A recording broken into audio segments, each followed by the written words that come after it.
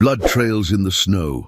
Each crimson drop marked Sarah Mitchell's desperate flight through the Dakota wilderness, her infant daughter clutched against her breast. The knife wound in her side burns with every step, but she can't stop, not with her husband's angry shouts still echoing in her nightmares. 3 days without food, her milk running dry, and now the winter storm howls like the wolves circling ever closer. She stumbles, falls. Her baby's cry pierces the gathering darkness. This is how it ends, she thinks, until a shadow materializes. From the swirling snow, a Lakota warrior, his obsidian eyes locked on hers, bow drawn.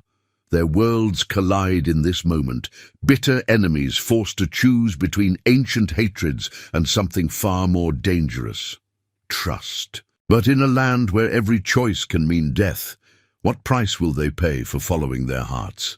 Sarah's frozen fingers clutch the gold band on her necklace, her wedding ring, its perfect circle marred by a telling dent. 6 months ago, that dent had been pressed into the metal when William's fist came down on her hand at the dinner table. She'd been reaching for the salt. The memory of that night flooded back as she huddled against the bark of a massive oak, her baby Emma finally quiet against her chest. William's rage over the soup being too bland, the way his knuckles had whitened around his spoon before the first blow, how their wedding ring, the symbol of their love, had become permanently scarred, just like her soul. It hadn't always been this way. William Mitchell had courted her properly, appearing every Sunday at her father's general store in Bismarck with freshly polished boots and careful manners. He'd brought chocolates wrapped in paper from Chicago, spoke of dreams to build an empire. In the Dakota Territory, her father had been impressed by the young businessman's ambition, his growing influence in the territory. "A man like that could provide for you," her father had said, eyes gleaming with approval. "Could give you the life your mother would have wanted for you." Sarah had been 19, still grieving her mother's death from consumption. William's steady presence, his promises of security and devotion, had seemed like salvation. The wedding was small but proper, held in the newly built Methodist church. She'd worn her mother's lace veil and believed in forever. The first year had been not happy exactly, but peaceful. William's temper showed itself in small ways, sharp words. When dinner was late, a grip too tight on her arm when she spoke to other men in town. She'd learned to be careful, to anticipate his moods. When she became pregnant, she prayed the baby would soften him. Instead, Emma's birth 8 months ago had only made him worse. The baby's cries seemed to pierce something dark in him. He'd strike Sarah for not quieting the child fast enough, then apologize with expensive gifts and tears. Each time, he swore it would never happen again. Each time, it did. Last week, he'd come home drunk from a failed business meeting. Emma had been colicky all day, her wails echoing through their fine house on the hill. Sarah had been singing softly, trying to soothe her, when William burst in. "Shut that brat up!" he'd roared, grabbing for Emma. Sarah had turned away, shielding their daughter. The knife from his belt had caught her side as they struggled. Not deep, but enough to paint her nightgown crimson. In that moment, seeing her blood on his hands, something in William's eyes had changed. The mask of civilization had slipped entirely. "You're mine," he'd snarled, advancing as she backed away. "The child is mine. Everything here is mine." But she'd been preparing for months, squirreling away supplies in the root cellar, studying maps of the territory. When he lunged again, she was ready. The heavy brass candlestick connected with his temple, and he crumpled. She didn't wait to see if he would rise. Now, 3 days into her flight, Sarah touched the dented ring again.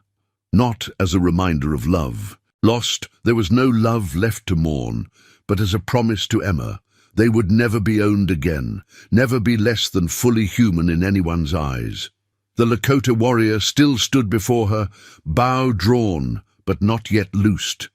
His dark eyes took in her wounds, the tight wrap of her shawl around Emma, the desperation in her face. Sarah met his gaze steadily.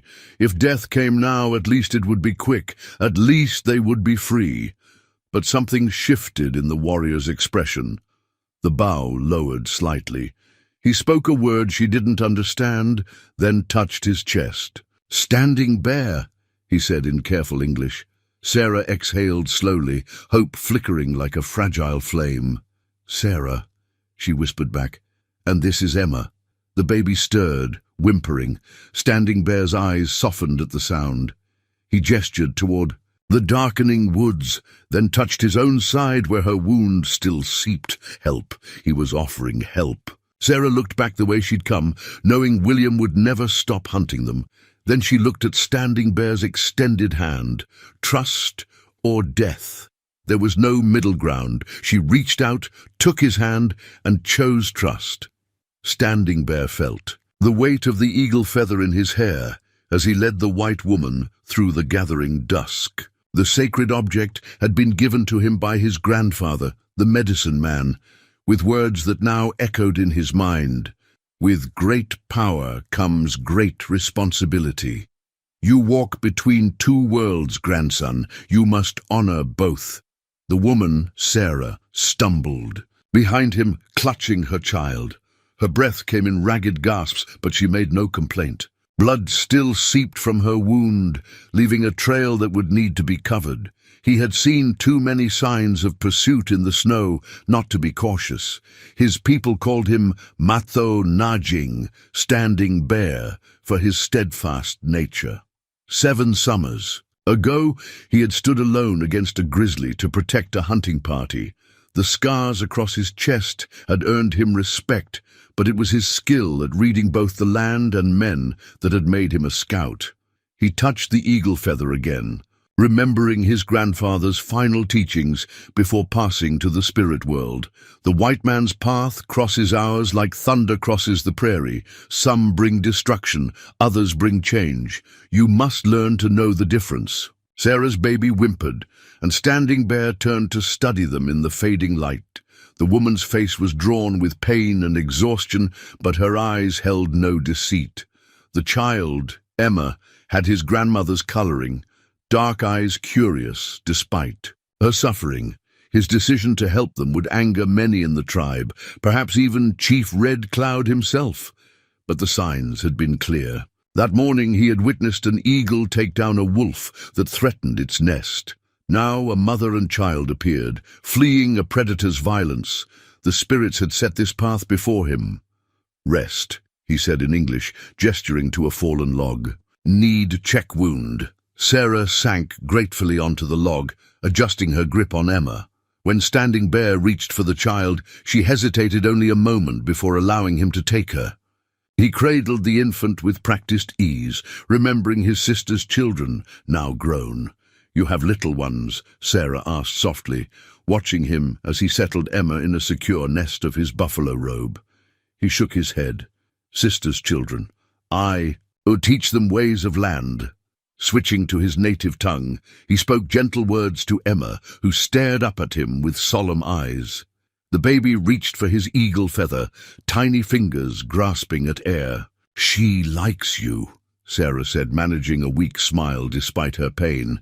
Standing Bear returned Emma to her mother, then knelt to examine Sarah's wound. The knife cut was not deep, but infection would set in without proper care. He pulled dried herbs from his medicine pouch, another gift from his grandfather, and began to prepare a poultice. As he worked, he caught movement in the trees. His hand moved to his knife, but it was only a deer and her fawn, passing silently through the snow. Another sign. The spirits were speaking clearly tonight. "Bad man follow," he said, applying the poultice. "Must walk through night. No safe place." Sarah nodded, her jaw set with determination. "I can walk." Standing Bear studied her face. There was strength there, beneath the fear and exhaustion. Like the deer protecting her fawn, this woman would fight to her last breath for her child. Such courage deserved honor, regardless of the color of her skin. He helped her stand, then shouldered his bow. The trading post was half a day's journey through difficult terrain, but old Joseph who ran it was a friend to his people. The old trapper had lost his own daughter to a violent husband years ago. He would understand. As they set out again, Standing Bear felt the eagle feather brush his shoulder. His grandfather had been right. He walked between two worlds. Tonight, those worlds had collided in the form of a desperate mother and an innocent child. Whatever came next, he would face it with the honor his grandfather had taught him. The moon rose, casting silver light through the bare branches. Behind them, a wolf howled. Closer now. Standing Bear quickened their pace, one hand on his bow, the other supporting Sarah as she stumbled forward. The night would be long, but they would survive it. The spirits had shown him the path. All that remained was the courage to walk it. The abandoned trading post materialized out of the darkness like a ghost, its weathered logs silver in the moonlight. Standing Bear held up one hand, signaling Sarah to wait while he circled the building. No tracks in the fresh snow, no smoke from the chimney. They were alone. Inside, dust lay thick on the empty shelves, but the roof was sound. Sarah sank onto a wooden bench, Emma still bundled against her chest. The baby had been eerily quiet during their journey, as if sensing the need for silence. Standing Bear moved with quiet efficiency, gathering forgotten firewood from beside the pot-bellied stove. Soon, a small flame cast dancing shadows on the walls. In its light, he could see how pale Sarah had become, the sheen of fever on her skin. "Need make better bed for little one," he said, eyeing the way Sarah clutched Emma. "No way of our people." From his pack, he drew strips of supple deerskin and 2 flexible willow branches. His hands moved with practiced skill, weaving the materials together. Sarah watched, fascinated, as a cradle began to take shape. "We call this Wapanagin Wakshicha, cradle board," he explained, his voice soft in the firelit darkness. "Keep baby safe, warm, mother can rest." Sarah touched the emerging cradle with trembling fingers. "It's beautiful, but I couldn't take is gift," Standing Bear interrupted firmly. "For Emma." He worked in silence for a time, adding a protective arch over where the baby's face would rest. His grandmother had taught him this craft, insisting that all warriors should know how to nurture life as well as defend it. When the cradle board was complete, he lined it with soft rabbit fur saved from his last hunt. "May I?" he asked, gesturing to Emma. Sarah hesitated only briefly before passing him her daughter. Standing Bear handled the infant with reverence, showing Sarah how to secure her safely in the cradle. Emma fussed only slightly before settling into its warmth. "See, she sleep better now. You can rest, heal." Sarah's eyes filled with tears as she watched her daughter sleep peacefully for the first time in days. "Thank you," she whispered, "for everything." Standing Bear nodded, then turned his attention to her wound. The poultice had helped, but infection still threatened. He stoked the fire and set water to boil for fresh herbs. "Why do you help us?" Sarah asked suddenly. "Your people and mine. We're supposed to be enemies." Standing Bear was quiet for a long moment, adding herbs to the heating water. Finally he spoke.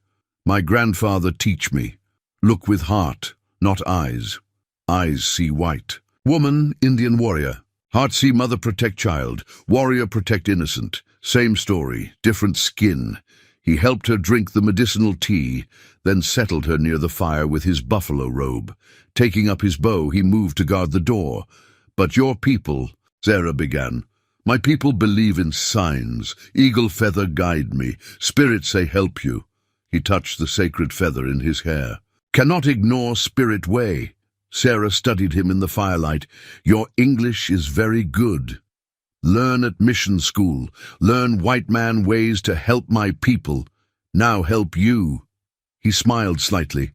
"Great Spirit works in strange ways." Outside, a wolf howled again, but more distant now. Emma slept soundly in her cradle board, and Sarah's breathing had begun to ease as the medicine took effect. Standing Bear kept his vigil through the night, watching the moon track across the sky through the trading post's single window. His decision to help them had set him on a dangerous path, but his heart was at peace. The cradleboard was more than just a gift. It was a bridge between worlds, a symbol of the trust being built between them. As dawn approached, he began to plan their next move. They would need food, better weapons. Sarah's husband would not give up easily, and the winter woods held many dangers, but for now, in this moment of quiet, he allowed himself to feel the rightness of his choice. The eagle feather brushed his cheek in the pre-dawn breeze. Yes, this was the path the spirits had chosen. Whatever came next, they would face it together. William Mitchell pulled his gold pocket watch from his vest, its polished surface catching the morning light. 6 o'clock. 72 hours since Sarah had struck him, since she'd stolen his child, and fled into the wilderness. His fingers traced the watch's engraved surface, a wedding gift from her father. His grip tightened until the metal bit into his palm. "Mr. Mitchell, sir." Young Jenkins rode up, his horse lathered despite the cold. "We found something." William snapped the watch shut. "Show me." The search party followed Jenkins to a clearing where trampled snow told its story. Blood drops, dark against the white. Small footprints overlapped by larger ones. Moccasin prints. "Indians," spat Thomas Reed, William's foreman. "Savages must have taken them." William studied the signs with cold precision. No signs of struggle. They went willingly. His voice hardened. "Sarah always did have a weakness for the exotic. Looks like she's added red-skinned devils to her list of sins." A mile away, Standing Bear crouched in the snow, reading the morning's tracks.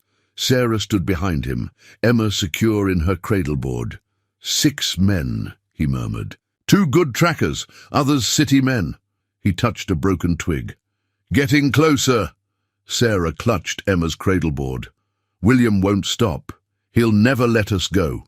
Standing Bear rose, brushing snow from his leggings. In the day's light, Sarah could see the warrior more clearly, the strength in his features, the intelligence in his dark eyes. He wasn't the savage her husband would see, but a man of dignity and purpose. "Need to split up," he said. "I lead them away. You go north, to my grandmother's." "Camp." "No." Sarah's voice was firm. "We stay together." Standing Bear turned to face her fully. "Is dangerous." "More dangerous apart." She met his gaze steadily. "You gave me trust last night. Now I give you mine." A ghost of a smile touched his lips. He reached into his medicine pouch and pulled out a small object, a carved wooden fox. "My token," he explained. "Show grandmother. She understand."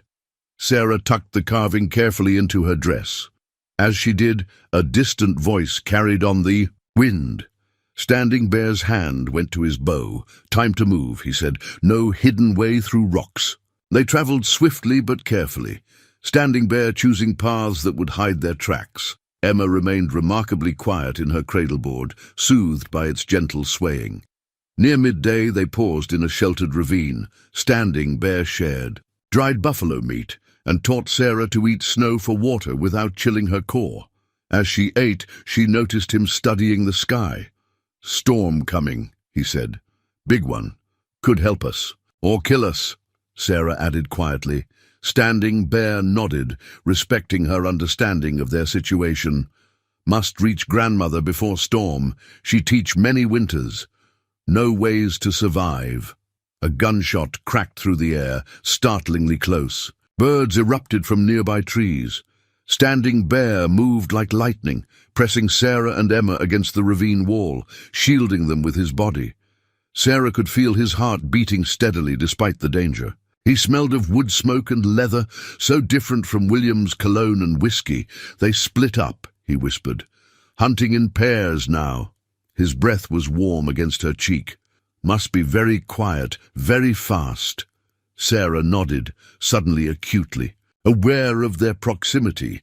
Standing Bear's eyes met hers, something unspoken passing between them. Then he drew back, checking Emma's bindings with gentle hands. Ready? Ready. They moved deeper into the wilderness as the storm clouds gathered above them. Behind them, William consulted his pocket watch again, its steady ticking counting down to a confrontation none of them could avoid. But for now, in this moment between pursuit and storm, Sarah felt an unfamiliar sensation, hope. With each step away from her old life, each moment understanding Bear's protection, she was becoming someone new, someone stronger. Emma cooed softly in her cradleboard, reaching for a snowflake. Standing, Bear smiled at the sound, and Sarah felt her heart skip. This man who had every reason to be her enemy had become something else entirely, something she wasn't ready to name, but couldn't deny. The storm was coming. William was coming. But they would face it together. The medicine woman's teepee stood, apart from the others, marked by prayer flags that whipped in the strengthening wind. Standing, Bear led Sarah to its entrance, just as the first heavy snowflakes began to fall. Emma had grown feverish during their final hours of travel, her small face flushed despite the cold. "Grandmother," Standing Bear called softly in Lakota, "I seek your wisdom." The hide flap opened, revealing an elderly woman with eyes as sharp as obsidian. She took in Sarah and Emma with one penetrating glance, then looked to her grandson. "So, you bring us trouble, Matho Najing. I bring those who need help, grandmother." The old woman's face softened as Emma whimpered, "Bring the child inside, quickly." Inside the teepee, warmth from a small fire wrapped around them. The air was fragrant with drying herbs and sage. Standing Bear's grandmother, who Sarah would learn, was called Singing Crow, moved with surprising agility for her age, pulling a worn leather pouch from among her belongings. "This medicine bag," she explained in careful English, "hold healing of many generations. My grandmother teach me. Her grandmother teach her." She opened the bag, revealing bundles of dried plants, crystals, and small bones. "Now I teach you," Sarah watched, fascinated, as Singing Crow selected different herbs, explaining each one's purpose. The old woman's weathered hands moved with certainty, mixing a tea for Emma's fever. "Your milk is troubled," Singing Crow said, studying Sarah. "Fear makes it weak. Baby feels mother's fear." Sarah touched her breast self-consciously. "I haven't been able to feed her properly since we fled." Singing Crow nodded, already pulling more herbs from her bag. "This help milk flow, this calm spirit." She pressed 2 bundles into Sarah's hands. "Tea for both, 3 times each day." As they worked to lower Emma's fever, Singing Crow began to sing softly, a melody that seemed to rise from the earth itself. Standing Bear joined her, his deeper voice weaving through hers. Sarah felt tears spring to her eyes at the beauty of it. "Is healing song," Standing Bear explained during a pause. "Ask spirits to make baby strong." Emma's fever began to break under Singing Crow's ministrations. The old woman smiled as she placed a small leather pouch around the baby's neck. "Protection medicine," she said. "Keep bad spirits away." Sarah touched the pouch gently. "Thank you, I don't know how to repay such kindness." Singing Crow's eyes crinkled. "You learn our ways. Teach child both paths. Is payment enough?" A commotion outside interrupted them. Standing Bear moved to the teepee's entrance, hand on his knife, but it was only a young boy, breathless with running. "White men," he gasped in Lakota. "At the winter hunting camp." Standing Bear turned to Sarah, his face grave. "Your husband found our trail." Singing Crow was already moving, gathering supplies into a larger medicine bag. "Take this," she said, pressing it into Sarah's hands. "Go to summer camping grounds. I slow them down." "Grandmother?" Standing Bear began. No argument, she cut him off. "I am too old to fear white man's anger. Besides," she smiled slyly, "who suspects old woman of helping fugitives?" She turned to Sarah, taking her face between weathered palms. "You have warrior's heart, white daughter. Trust it." Her eyes moved to Standing Bear. "And trust him. Spirits brought you together for purpose." Outside, the storm was building. Singing Crow helped Sarah secure Emma, now sleeping peacefully, into her cradleboard. The old woman's medicines had worked miracles. "Remember tea," she instructed, 3 times each day. "Sing to spirits. They listen, no matter what color skin." Asks. As they prepared to leave, Singing Crow pressed one final bundle into Standing Bear's hands. "Your grandfather's special medicine," she said in Lakota, "for when heart and duty conflict." Standing Bear tucked the bundle away, embracing his grandmother. Sarah saw tears in his eyes as he pulled back. "Go," Singing Crow commanded. "I keep warm welcome for hunters who follow." The gleam in her eye suggested that welcome would be anything but warm. As they slipped away into the storm, Sarah glanced back to see the old woman settling by her fire, humming peacefully as she sorted through her medicine bag. Sarah clutched her own medicine bag close, feeling the power of generations of healing within it. In just a few hours, Singing Crow had given her more than medicine. She had given her belonging. Sarah's feet had gone numb hours ago, her city boots worthless against the deep snow. When she stumbled for the 3rd time, Standing Bear called. A halt beneath a stand of pine trees. "No good," he said, examining her feet. "Need proper shoes for winter walking." From his pack, he pulled out a pair of moccasins, beautifully beaded with blue and white designs. "Was bringing to trade. Now yours." Sarah stared at the craftsmanship. "I couldn't." "Dead feet help no one," he said firmly, "especially not Emma." He helped her remove her sodden boots, quickly wrapping her feet in rabbit fur before sliding the moccasins on. The difference was immediate. Warmth returned to her toes, and she could feel the ground beneath her feet in a way her rigid boots had. "Never allowed. Walking different in these," Standing Bear explained. "Must learn new way." He demonstrated, showing her how to place her weight, how to read the snow's depth before stepping. "Land speaks. You listen with feet now." Sarah practiced, discovering a grace she'd never known she possessed. Emma watched from her cradleboard, secured on Standing Bear's back, occasionally letting out happy gurgles that made them both smile. "She grows stronger," Standing Bear observed. "Grandmother's medicine good." Sarah nodded, following his tracks through the snow. "Everything about her is stronger here. She never laughed like this before." They walked in comfortable silence until, reaching a frozen stream, Standing Bear taught her to check ice thickness, to find safe crossing points. His hands were gentle, but sure as he guided her steps. "William never taught me anything," Sarah found herself saying. "He wanted me helpless. Dependent." Standing Bear's face darkened. "Man who keeps eagle in cage does not love eagle, only loves that eagle cannot fly away." "And now?" Sarah asked softly. "Am I learning to fly?"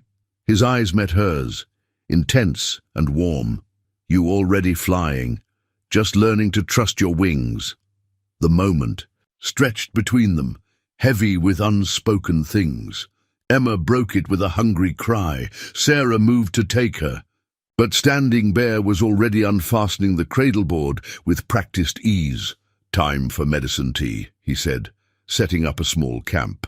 "Need rest anyway. Long walk still ahead."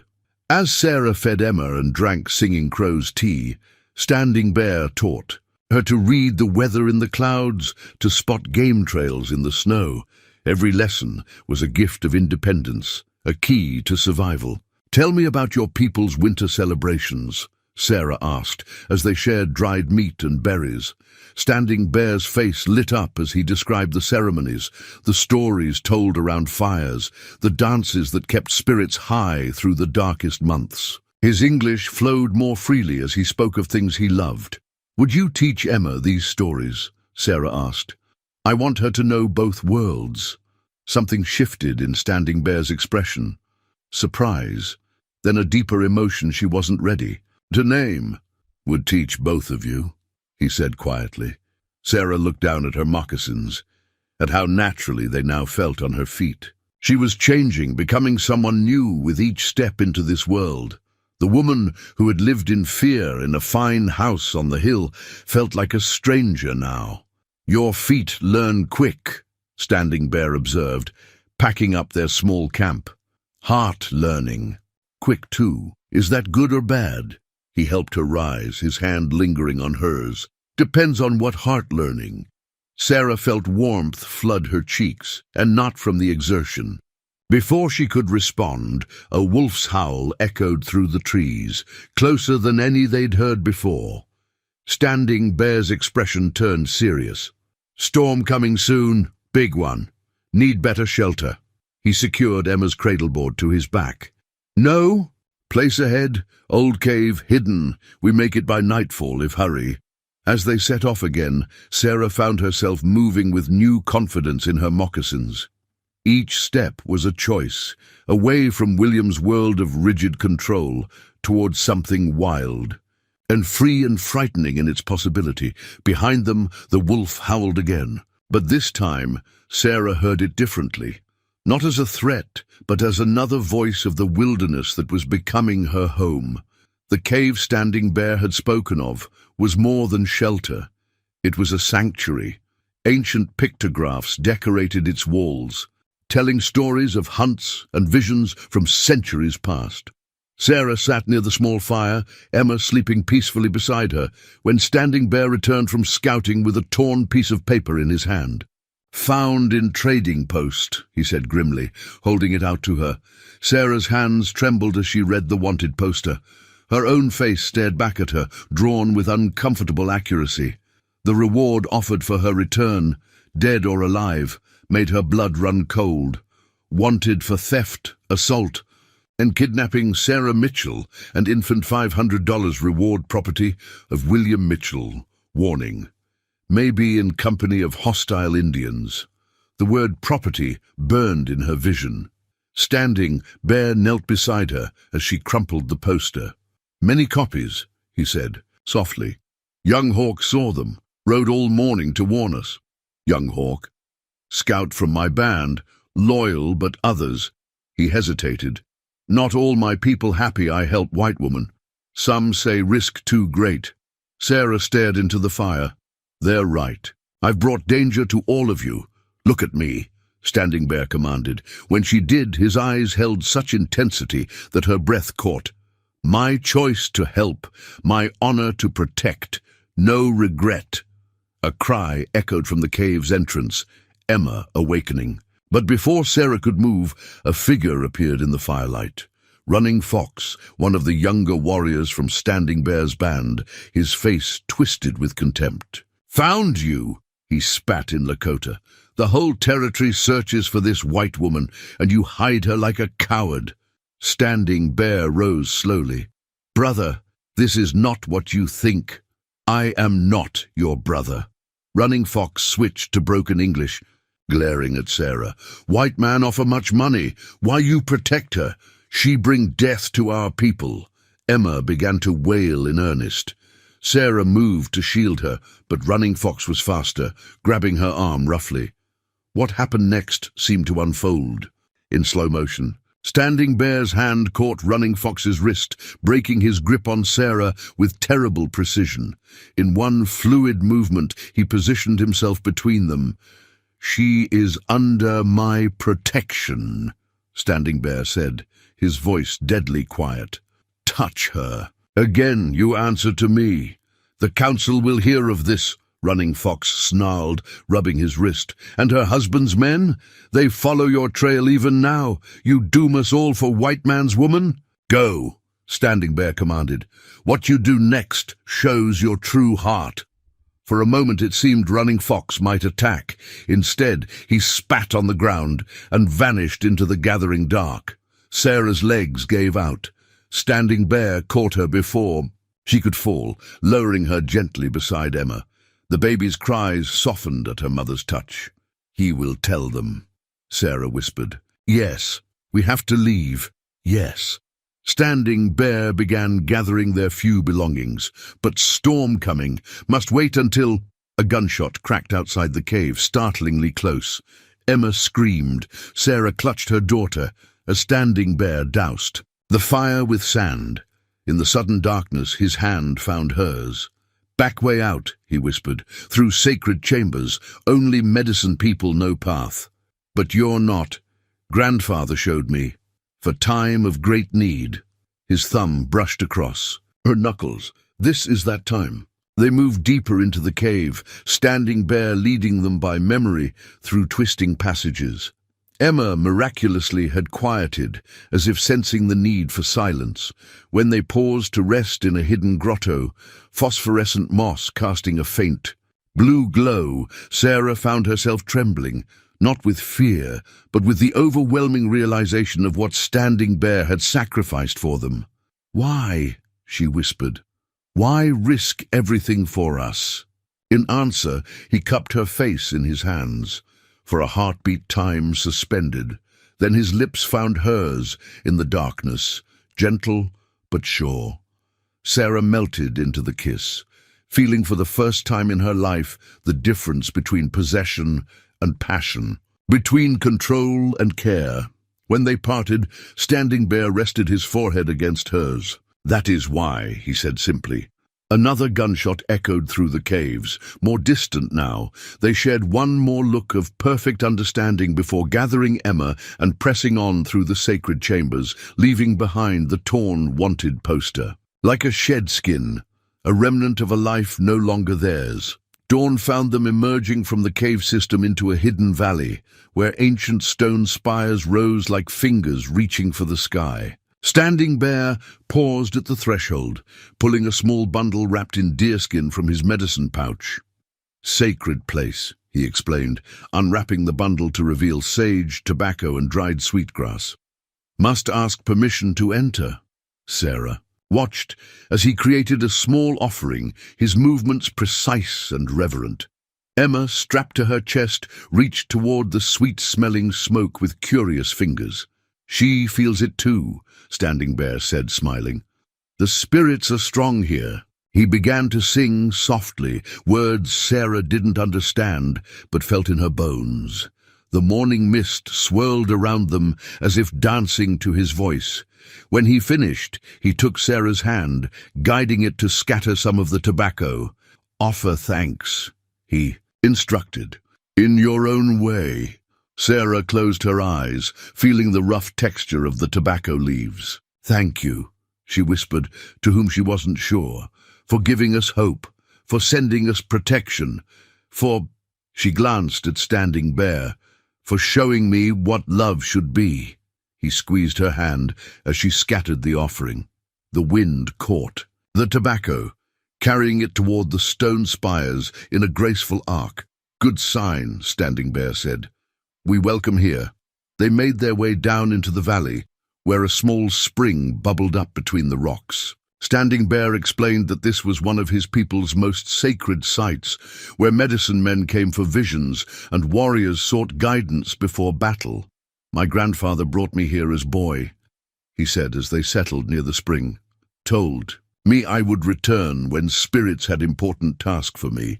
Sarah unwrapped Emma to change her, and the baby immediately rolled onto her stomach, pushing up with surprising strength. "Look!" Sarah gasped. "She's never done that before." Standing Bear knelt beside them. "Strong girl, sacred ground gives strength." He reached out, letting Emma grab his finger. "She ready to crawl soon." The simple domesticity of the moment brought tears to Sarah's eyes. How different this was from William's distant disinterest in their daughter's development. As if reading her thoughts, Standing Bear touched her cheek. "Past is past," he said softly. "Here now, we make new story." He drew out another bundle from his pouch, this one wrapped in red cloth. "Made this while you sleep. Prayer tie for Emma. And—" he revealed a second matching bundle, one for Mother. Sarah accepted the prayer tie with trembling hands. Intricate beadwork decorated the cloth, telling a story she was learning to read. Protection, growth, love. Wear close to heart, he explained. Reminds spirits to watch over you. Will. "They?" Sarah asked. "Even though I'm not of your people." Standing Bear's eyes were soft as he helped her tie the bundle to a leather cord. "Spirits see no color." See only heart. His fingers lingered at her throat. Your heart pure, strong, beautiful. Emma chose that moment to let out a happy squeal, breaking the intensity of the moment. They both laughed as she continued her determined attempts to crawl. Standing Bear built a small fire, brewing Singing Crow's tea. They shared a quiet breakfast, planning their next move. The sacred valley offered protection, but they couldn't stay forever. Summer grounds, 3 days' walk, Standing Bear said, through mountain passes. Hard journey, but hunters not no way. And then he met her eyes. Then we decide. Together. The word held such promise. Sarah watched Emma playing with a smooth stone, totally at peace in this sacred place. Her daughter was thriving in this new world, growing stronger each day, and her own heart, I don't want to go back, she said suddenly, fiercely. Ever. This is where we belong. Standing Bear's answer was to draw her close, his kiss deeper than their first. Emma babbled happily, and Sarah felt the prayer tie warm against her heart. Here, surrounded by ancient stones and new love, she finally understood what it meant to be truly free. But freedom, she was learning, required constant vigilance. Even as they planned their route forward, snow clouds gathered above the valley. The storm that had been threatening for days was finally arriving, bringing with it challenges none of them could foresee. The storm descended with supernatural fury, turning day to twilight. Standing Bear had found them shelter in a narrow cave, just as the first heavy snows began. But now even the buffalo robe he wrapped around them barely kept out the bitter cold. Like spirits angry, he said, adding the last of their firewood to their small flame. Emma, bundled between them, slept fitfully. Are they? Sarah asked. Angry at us. Standing Bear's arm tightened around her. No. Storm brings change. Big change. Coming. He touched the buffalo robe thoughtfully. Last summer, had vision of white buffalo. Rare sign, powerful medicine. Now, understand why. The wind howled outside like 1,000 wolves. Sarah huddled closer, remembering other storms weathered. Alone in her fine house, William's anger matching the thunder. This was different. Here, wrapped in the buffalo robe with Standing Bear and Emma, she felt not trapped but protected. Tell me about the white buffalo, she whispered. Standing Bear's voice took on the rhythm of a storyteller. White buffalo, sacred to my people, brings message from Wakantanka, Great Spirit, appears in times of great change, when old ways and new ways must find peace. His hand found hers beneath the robe. Like us, a particularly fierce gust rattled loose stones at the cave's entrance. Emma startled awake with a cry, but Standing Bear began to hum softly, the same healing song his grandmother had taught them. Sarah joined in, her voice harmonizing naturally with his. Their shared song filled the cave, holding the storm at bay. When Emma settled, Standing Bear spoke again. Buffalo robe special too, from my first hunter's man. Father say use well, will save life one day. He smiled. Father always right. You've saved us in so many ways, Sarah said softly. But I fear we've cost you everything. Your place in the tribe, your future, no. His voice was firm. Found my future here. He touched Emma's cheek, then Sarah's. Some prices worth paying. The storm raged through the day and into night. They shared the last of their pemmican, sipped carefully rationed water, and told stories. Standing Bear taught Sarah more Lakota. Words. She taught him to read English from a scrap of newspaper that had wrapped their food. As Emma slept between them, they spoke of dreams, of a place where they could live in peace, where Emma could grow strong in both cultures, where love might bridge the chasm between their worlds. Could go to Canada, Standing Bear suggested. No people there. Mixed tribes, mixed marriages accepted more. You'd leave your homeland? Sarah asked. For us? In answer, he kissed her, soft and sure. When they parted, his eyes held absolute certainty. Home not place. Home is people. You and Emma. He touched the prayer ties they wore. "You are my home now." The declaration hung in the air between them, heavy with meaning. Sarah thought of all she'd lost and all she'd found. The fine dresses and social standing seemed worthless now compared to this honest love, this true belonging. "My home too," she whispered back. The storm's fury began to ease near dawn. Standing Bear wrapped the buffalo robe more tightly around Sarah and Emma before moving to check the cave's entrance. Snow had drifted halfway up, but the sky beyond was clearing. "Storm over soon," he said, "but changed everything. Land different. Now, tracks covered." He smiled. Clean start. Sarah understood. The storm had erased their trail, confounding their pursuers. But it had done more than that. In these hours of enforced closeness, something had shifted between them. What had been attraction, admiration, and gratitude had deepened into something profound and unshakable. Standing Bear returned to their embrace, his body warm against hers beneath the buffalo robe. Emma stirred between them, reaching up to touch. "Both their faces with perfect trust, family," Standing Bear said simply. The word echoed in Sarah's heart. Family. Not the rigid structure William had demanded, but something organic and beautiful, something worth fighting for. Outside, the storm's fury diminished to gentle snowfall. Soon, they would need to move on, facing new challenges. But for now, wrapped in the buffalo robe that had saved their lives, they were simply together. Simply home. The summer camp sprawled across the protected valley, dozens of teepees arranged in the sacred circle. At its center, the council lodge stood waiting. Sarah felt every eye upon them as Standing Bear led her and Emma through the camp, past women who paused in their work and warriors who gripped their weapons tighter. Inside the lodge, 7 elders sat in judgment, the sacred peace pipe placed at the center of their circle. Chief Red Cloud's weathered face revealed nothing as Standing Bear stepped forward to speak. "My chiefs, my elders," he began in Lakota, then switched to English for Sarah's benefit. "I bring before you a matter of heart and honor. You bring trouble," one elder countered. "Running Fox tells of white men offering gold for this woman's return, of her husband's anger." "Her husband is a monster who would kill both her and this innocent child," Standing Bear replied, his voice steady. "I chose to protect them, as our ways teach us to protect the helpless." Red Cloud lifted the peace pipe, its carved bowl reflecting firelight. "This pipe has witnessed many treaties between our people and the whites. Most have been broken. Why should we trust this woman more than the others?" Sarah stepped forward, Emma secure in her cradleboard. She had practiced the formal words with Standing Bear, but now spoke from her heart instead.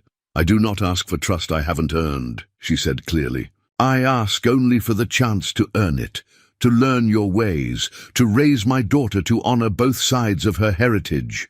She reached for the medicine bag Singing Crow had given her, displaying the herbs within. "Your medicine woman has taught me. Your warrior has protected me. Your ways have given me and my daughter life when my own people would have seen us dead." Emma chose that moment to babble happily, reaching toward the nearest elder with complete innocence. The old man's stern expression softened slightly. Red Cloud passed the pipe to his right, beginning the formal council. Each elder drew smoke, contemplating the situation. When the pipe returned to Red Cloud, he spoke again.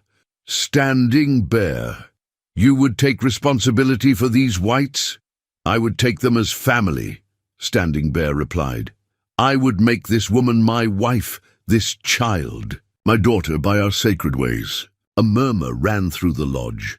Marriage between their peoples was rare, often ending in tragedy, but Standing Bear stood tall, his conviction evident in every line of his body. "And you?" Red Cloud fixed Sarah with his penetrating gaze. "You would accept our ways, become Lakota in your heart?" "I already am," Sarah answered. "My old life died the moment I chose freedom. Here I have found not just safety, but belonging, love, purpose." She touched her prayer tie. Your spirits guide me now. Your people are my people. The peace pipe made another round, silence heavy in the lodge. Finally, Red Cloud spoke again. There is wisdom in the mixing of waters, he said slowly. Strong. Rivers are made from many streams, he turned to Standing Bear. But the white man's law will call this kidnapping. They will not stop hunting. Then we will go north, Standing Bear replied, to the Lakota bands in Canada, but we go with our people's blessing or not at all. Red Cloud held the pipe one final time, studying its carvings, generations of tribal history carved into its surface. Our ways teach us that all life is sacred, that the Great Spirit's wisdom comes in many forms. He looked at Emma, then at Sarah and Standing Bear. Perhaps this is such wisdom before us. He stood, touching the pipe to each of their foreheads in blessing. The council accepts your union. Until you journey north, you will have our protection. His eyes held Sarah's. But you must prove yourself every day. Show our people that this trust is not misplaced. Standing Bear's hand found Sarah's, squeezing gently. They had won the tribe's acceptance, but Sarah understood the responsibility that came with it. She would spend the rest of her life proving worthy of this trust. As they left the council lodge, the peace pipe's sweet smoke clung to their clothing, a reminder of promises made and a new life blessed by ancient ways. The path ahead was still dangerous, but now they would walk it with their people's strength behind them. The attack came at dawn. Sarah was gathering herbs with two other women when the first shots rang out.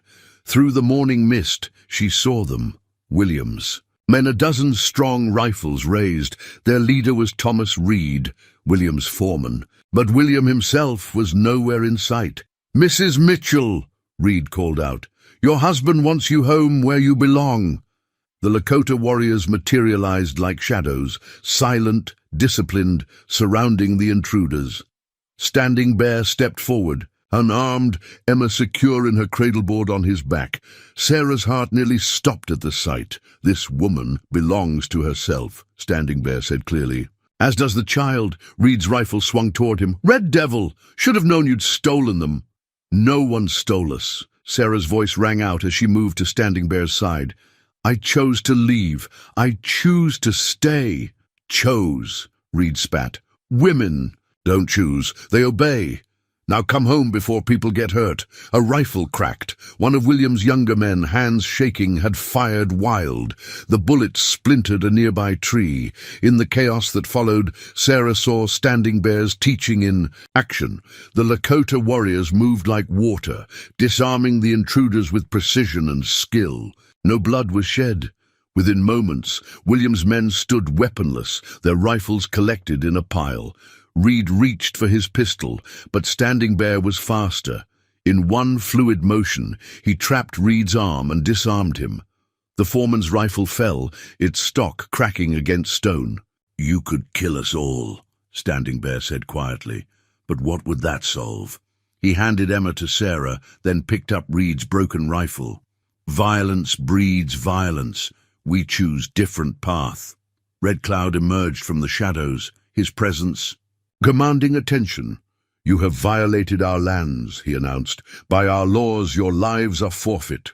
The white men shifted nervously, but Standing Bear spoke again. "Chief, I ask mercy. Let them carry message to William Mitchell." He held up the broken rifle. "Show him what became of his violence. Tell him his wife and child are under our protection. Now, by our laws and his own territory's laws, she has right to choose her path." Sarah stepped forward, Emma cooing softly in her arms. "Tell William I've found my true home. If he pursues us further, he'll face not just the Lakota nation, but the territory courts. I'll testify to every bruise, every broken bone, every terror-filled night. Does he want that story public?" Reed's face twisted. "You'd shame him like that?" "He shamed himself," Sarah replied. "I choose dignity. I choose peace. I choose love." Standing Bear placed the broken rifle in Reed's hands. "Go. Tell him what you saw here. Tell him his violence has no power anymore." Red Cloud nodded slowly. Take your wounded pride and broken weapons. Next time, we may not be so merciful."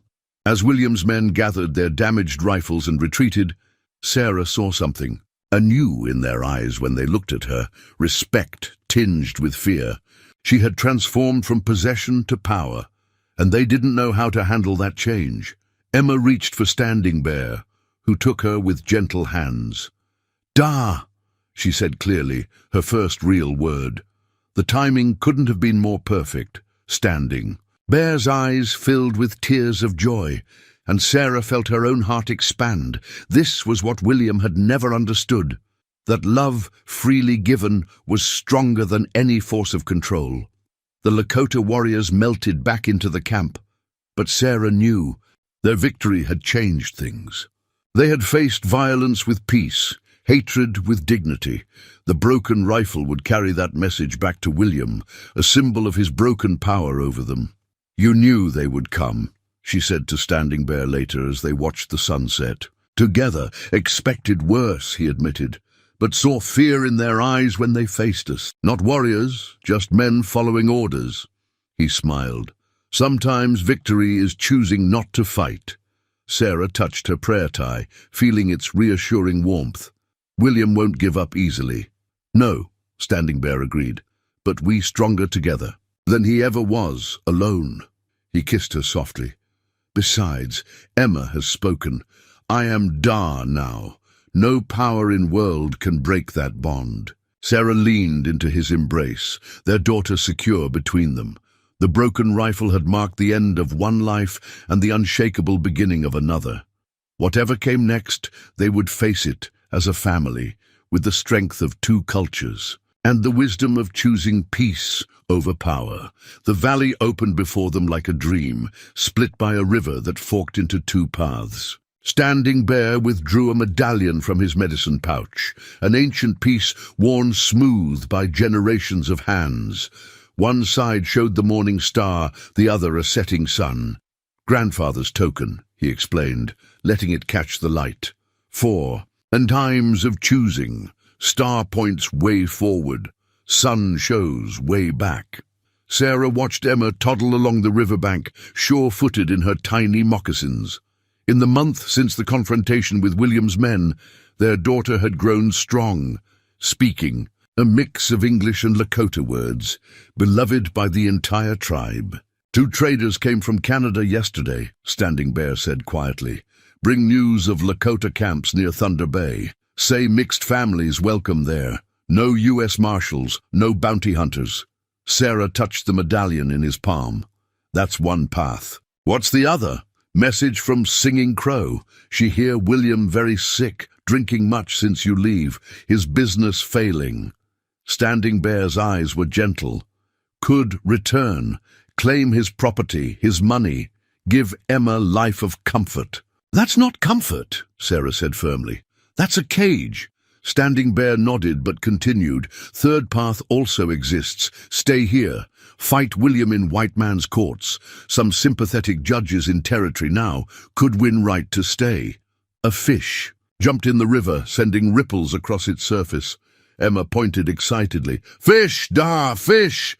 Standing Bear scooped her up, kissing her dark curls. Sarah watched them together, remembering William's cold distance from their child.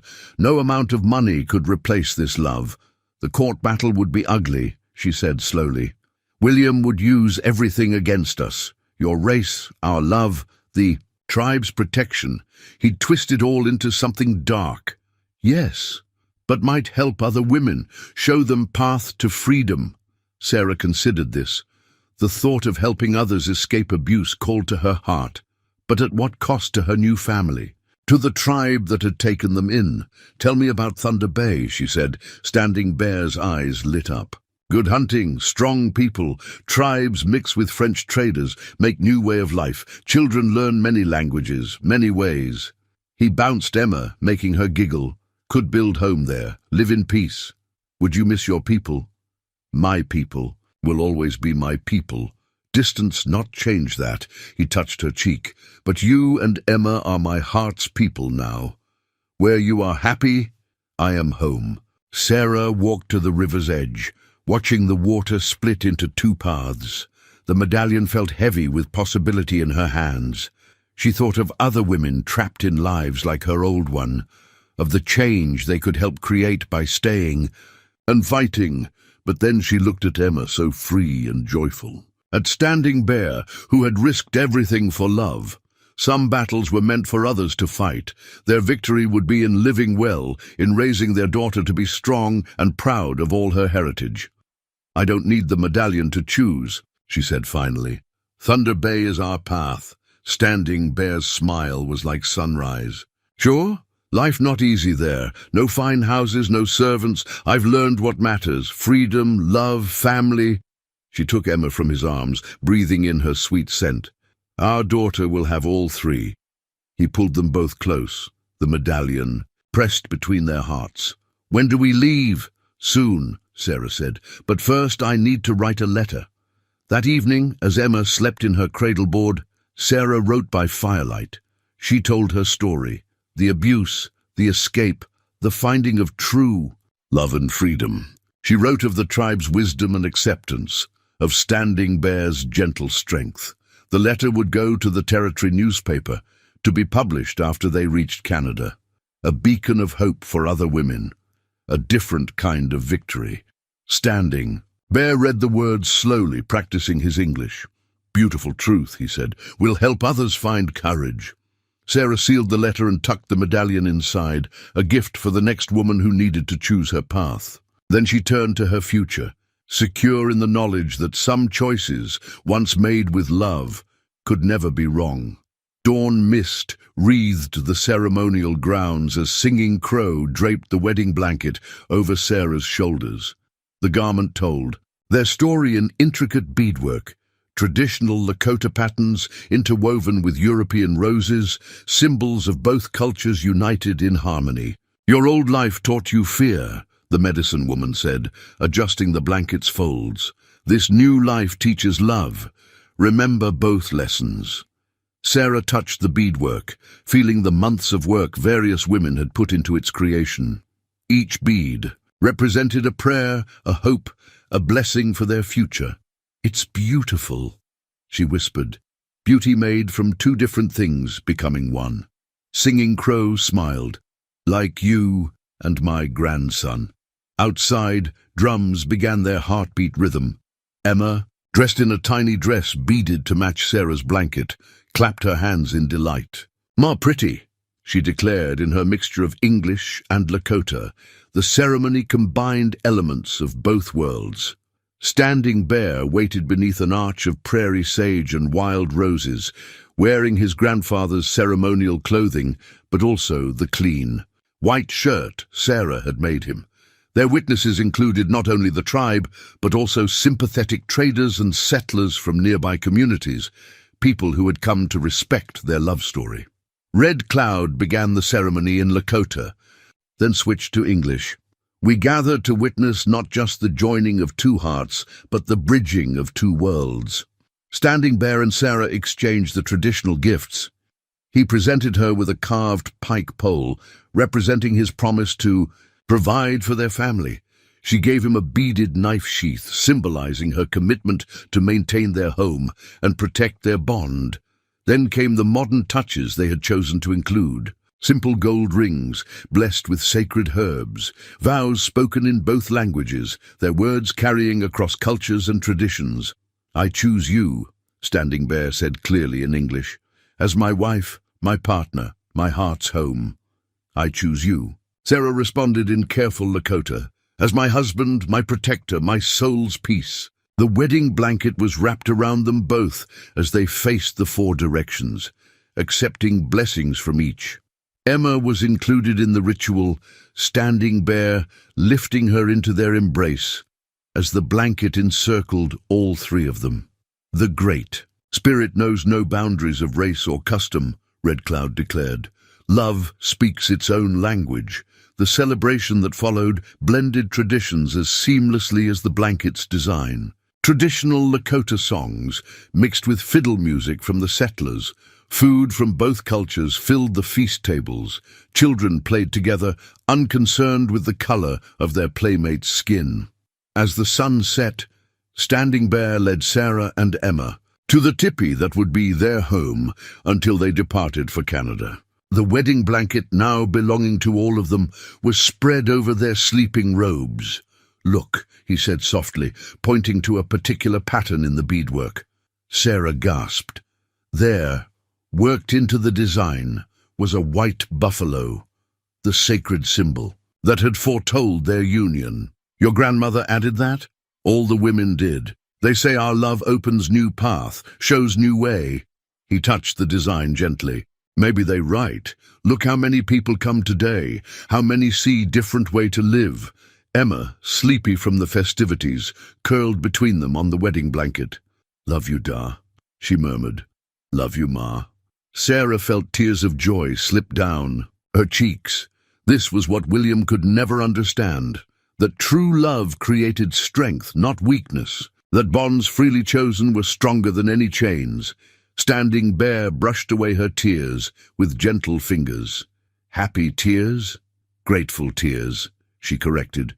"For every step that led us here, even the painful ones." He nodded, understanding. All paths lead to right now. This moment. Outside, the celebration continued. But in their teepee, wrapped in their wedding blanket with their daughter sleeping peacefully beside them, they had everything they needed. The blanket would travel with them to Canada, would warm other children. They would someday be passed down as a testament to love's power to bridge any divide. Sarah touched the white buffalo design once more. "New paths," she whispered. "New ways," Standing Bear agreed, pulling her close. Together they had woven something as beautiful and strong as the blanket that wrapped them.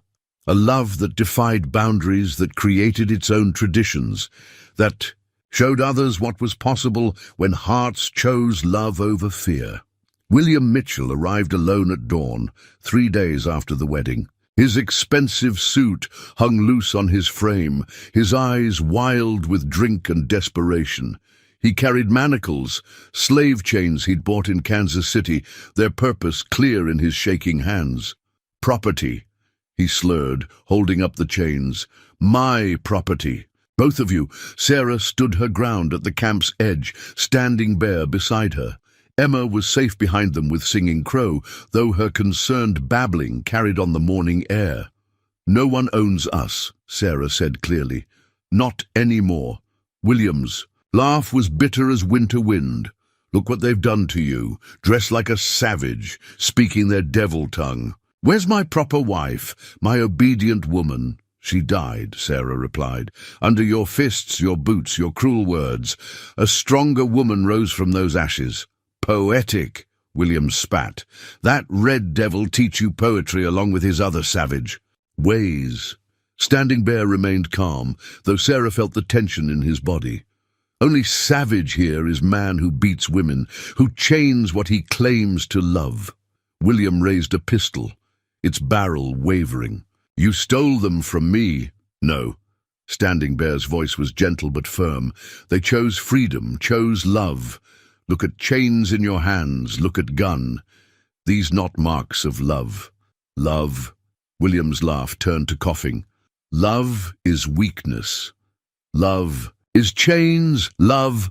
His voice broke as Emma's happy call of "Da" carried across the morning air. The pistol drooped. Sarah saw the moment William's rage cracked, showing the broken man beneath. His hands shook harder. The chains slipped, striking the ground with a dull clank. "She calls him father," William whispered. "My daughter." "She calls him father because he has earned that name," Sarah said, with gentleness, with protection, with love that asks nothing in return. "And what am I?" William's voice was small now. "What have I earned?" "Choice," Standing Bear said. "Same as them. Choose better path, break chains you carry inside." The morning sun caught the fallen manacles, their metal dark against the earth. William stared at them, as if seeing them truly for the first time. The pistol lowered completely. "I could shoot you both," he said, but the words held no force. "Could take them back." "Could," Standing Bear agreed. but would change nothing. Love and trust, like water, cannot hold with tight fist, only open hands. Sarah stepped forward, keeping her movements gentle. "You're sick, William. The drink, the rage, they're killing you. Go home, heal yourself. Find a better way to live. Without you, without chains," she corrected, "without trying to own other souls." William's shoulders sagged. The pistol fell beside the manacles. In the growing light, Sarah saw tears on his cheeks. "I don't know how," he whispered. Standing Bear moved slowly, picking up both weapons. With deliberate care, he separated the pistol's parts, letting them fall. Then he took the chains and, with a strength that made William flinch, broke their links one by one. "Each break a choice," Standing Bear said. "Choose peace over violence, freedom over control, life over slow death of hate." Emma's voice came. Again, a happy stream of mixed Lakota and English as she played. The sound seemed to pierce William's last defenses.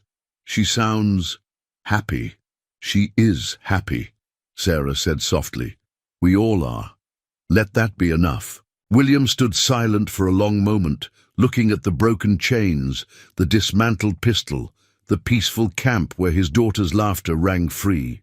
Finally, he straightened his shoulders. "The divorce papers," he said. "I'll sign them. Send them through the territory court." He met Sarah's eyes. "You'll never see me again." "Thank you," Sarah whispered. William turned away, then paused. Tell Emma I hope she stays happy." They watched him walk away, his steps unsteady but his back straight. When he disappeared into the morning mist, Sarah knelt and touched the broken chains. "It's really over," she breathed. Standing Bear lifted her up, kissing her tears away. "Was over long ago, this just last chain breaking." Together they gathered the broken links, later to be reforged into tools for their new life. As they walked back to their daughter, Sarah felt the last weight lift from her heart. They were free, all of them, even William, to choose their own paths forward. The Thunder Bay settlement welcomed them as spring melted into summer.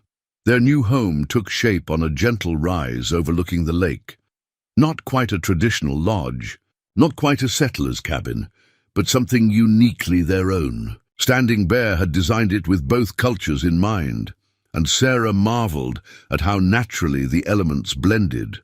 The main room centered around a traditional fire pit, but above it hung the cast-iron cooking pot Sarah had traded for with French merchants. Lakota winter counts decorated walls, finished with European-style wooden planks. Their wedding blanket hung in a place of honor, its blended designs echoing the home's dual nature. "Like us," Standing Bear said, watching Emma explore. The new space. Not one thing or other, both. Better. The settlement itself reflected this harmony. Lakota families lived alongside French traders and other mixed couples who had found their way north to freedom.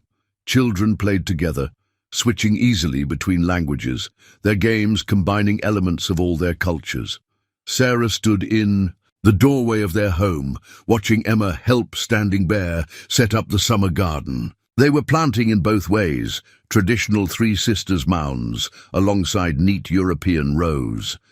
Emma solemnly placed corn seeds in each mound, counting in both languages. 1, 2, 3, Wang Ji, Nu Ng Pia, Yamni. She speaks better than me now, Sarah said as Singing Crow joined her. The elder woman had made the journey north with them, unwilling to be parted from her adopted family. Speaks with whole heart, Singing Crow corrected. No divisions, no walls, good medicine for future. Inside, Sarah had created a teaching space where she held English lessons for local children. Standing Bear carved traditional stories into the walls around it, ensuring neither heritage would be forgotten. Between lessons, she was learning to be a healer, combining Singing Crow's medicine ways with the medical knowledge she'd brought from her old life. Their home became a gathering place, its unique design drawing curiosity that turned to understanding. French traders learned to sit in respectful silence during Lakota ceremonies. Lakota children practiced their English letters beside the fire pit. Every meal shared was a blend of traditions. "We're building something new," Sarah realized one evening, watching Standing Bear teach a French trader's son to carve while Emma played with a Lakota girl nearby. "Something that's never existed before." Standing Bear nodded, adding another symbol to the story wall he was creating. Like stream joining river, both waters flow together, make new path. The story wall was their home's heart, growing daily as Standing Bear carved their journey. There was Sarah's flight through the snow, Emma's first steps, their wedding ceremony. But there were also new stories being added. Emma's first successful hunt for berries, the raising of their home, the first harvest from their blended garden. "Should add today," Standing Bear said, touching a blank space on the wall. "First time Emma translate for new family." He smiled proudly. Bridge builder, like her mother. Sarah remembered that morning, a newly arrived settler family, lost and afraid. And Emma confidently switching between languages to help them understand the trading post system. At 4 years old, their daughter moved effortlessly between worlds that had once seemed impossibly far apart. Their home's design inspired others. Soon, more buildings in the settlement began incorporating elements of both cultures. The trading post added a ceremonial space. The community gathering hall gained both a traditional fire pit and a European hearth. "See," Singing Crow said, watching the changes, "good medicine spreads, hearts open, minds learn." As summer deepened, their garden flourished, European vegetables twining with traditional plants, creating new combinations. Like their home, like their family, like the community growing around them, it was stronger for its diversity. Each evening, they gathered on the porch that wrapped their home like embracing arms. Standing Bear would carve new stories into the walls while Sarah taught Emma to read from both books and winter counts. The lake breeze carried the scent of sage and roses, of pine smoke and fresh bread, all the fragrances of their blended life. "Home good," Emma declared one such evening, curled between them as the sun set. "All people's good." Standing Bear and Sarah shared a look over their daughter's head. This was their true legacy, not just the physical structure they'd built, but the bridge their love had created between worlds. Their home stood as living proof that divisions could be healed, that love could build something stronger than walls of hatred and fear.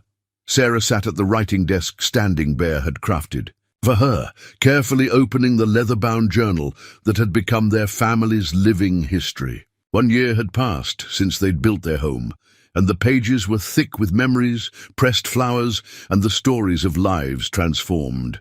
She dipped her pen and began to write. "Today we welcomed another family seeking sanctuary. Like us, they crossed boundaries of culture and custom to find love. Like us, they needed a place where their hearts could beat freely." The new family had arrived at dawn. A Cree warrior and his Irish wife, their twin boys wide-eyed with wonder at the settlement's easy mixing of peoples. Standing Bear had recognized the look in the warrior's eyes, the protective stance, the hope mixed with wariness. It was the same way he had once stood with Sarah and Emma. "Some say we're building a new tribe here," she wrote. "Not of blood or race, but of shared dreams. Each family that finds us brings their own gifts, their own stories to add to our walls." Emma burst in, her dark curls wild from play. At 5, she had become the settlement's unofficial welcomer, helping new children find their place in this unique community. "Ma, the new boys know stories we don't, about selkies and water spirits." She bounced with excitement. "Da says we should add their stories to our wall." Sarah smiled, noting how naturally Emma wove between cultures, gathering stories like precious stones. In the journal's margins, she sketched her daughter's bright face, adding another moment to their family's record. Outside, Standing Bear was teaching the Cree warrior and other men how to incorporate both traditional and European building techniques into their homes. Their settlement had grown to 30 families, each house a unique blend of styles and traditions. The journal held proof of their influence. Letters from other settlements requesting guidance, sketches of their building designs, recipes that merged different cooking traditions. Sarah had even documented the healing practices she'd developed with Singing Crow, combining traditional medicine with modern knowledge. "The old ones say change is like a river," she wrote. "It can tear down or nourish, depending on how we shape its course.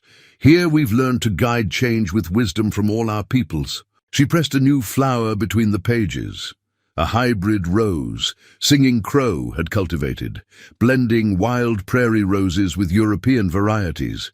Like their community, it was stronger and more beautiful for its mixed heritage. The journal recorded Emma's growth too, her first words in 3 languages, her natural diplomacy among the settlement's children, her proud mastery of both traditional skills and reading. Through her, they saw the future they were building.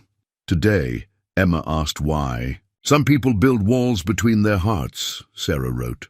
Standing Bear told her that fear builds walls, but love builds bridges. She thought about this, then said, "We should teach them not to be afraid." Such wisdom from one so young. Standing Bear entered quietly, reading over her shoulder as she wrote. His hand rested on her shoulder, a gesture of comfort and connection that had become as natural as breathing. "Good medicine," he said, touching the journal's pages. "Words have power. These words will help others find their way." Sarah nodded. Already, copies of their story had spread south, passed hand to hand among those who needed hope. Their journal had become a map for others seeking freedom to love across boundaries. "Writing about the new family?" he asked. "And about us. About how far we've come." She showed him the sketch of Emma. "About the future we're growing here." Standing Bear smiled, adding his own mark to the page. A small drawing of a white buffalo, their eternal symbol of blessed change. "Future is Emma," he said, "and all children like her. They not see boundaries we made, see only hearts."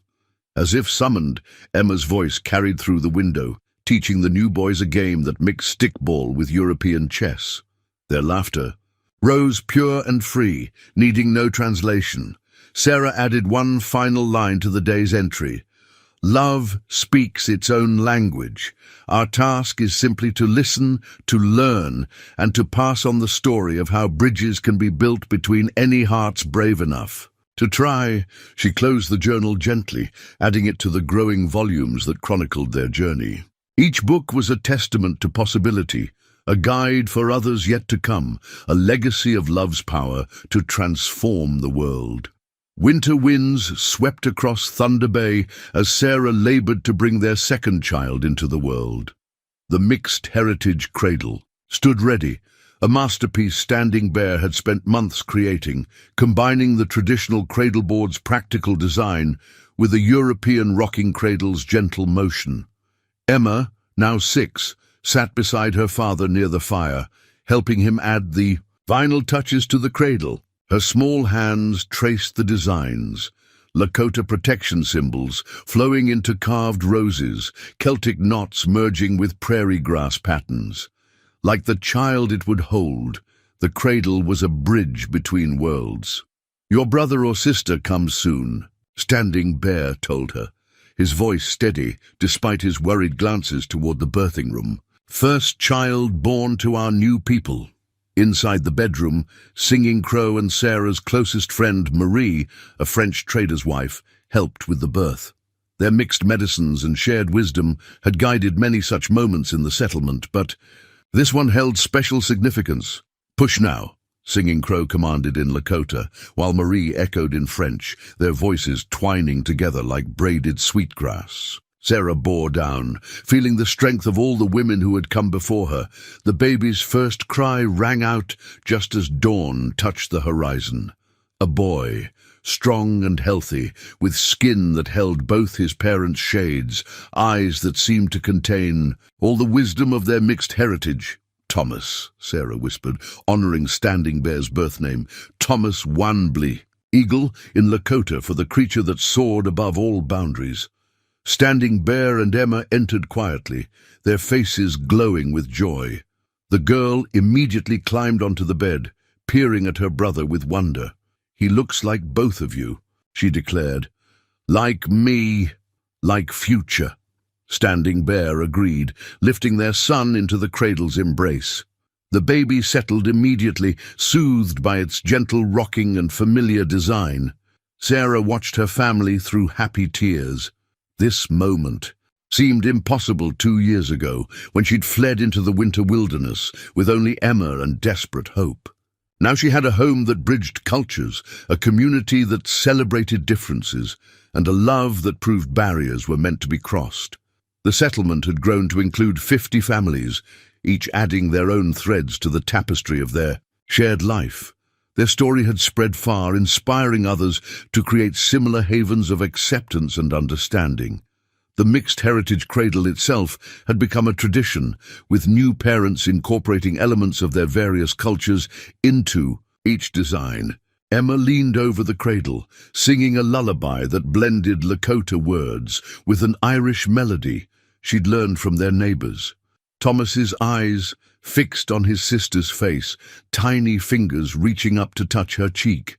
"He knows his protector," Standing Bear said proudly. "Strong spirits, these two, free spirits." Sarah touched the cradle's smooth wood, feeling the love carved into every line. "This is what we were meant to build," she said softly. "Not just a home or a settlement, but a new way of seeing each other, a new way of loving." Through the window, she could see other families beginning their day. Children of all backgrounds played together in the fresh snow. Women gathered for shared work, their different languages mixing easily. Men of various tribes and nations worked side by side, learning from each other's strengths. Standing Bear lifted Thomas from the cradle, bringing him to Sarah's arms. "Full circle," he said, "from winter flight to winter blessing, from fear to love, from alone to family." Emma snuggled close, careful of her new brother. "Tell him our story, Ma. About how you and Da found each other, about how we made this place." Sarah smiled, remembering all the times she'd told their tale. Each telling was a reminder of love's power to transform, to heal, to build bridges across any divide. "Once," she began, her voice soft as falling snow, "there was a woman who thought she was trapped forever. But she discovered that love is stronger than fear, that family is something you choose, and that the bravest journey is the one that leads you home." Thomas drifted to sleep as she spoke, his peaceful breaths joining the gentle creak of the cradle, the whisper of wind, and the steady rhythms of their blended life. Outside, the sun rose fully on their settlement of bridge builders and boundary crossers, dream weavers and peacemakers. Their story would continue through their children, through the mixed heritage cradles that would hold future generations, through every life touched by the simple truth that love knows no borders. It was a legacy of hope, written in the language of the heart, speaking to all who dared to dream of a world without walls.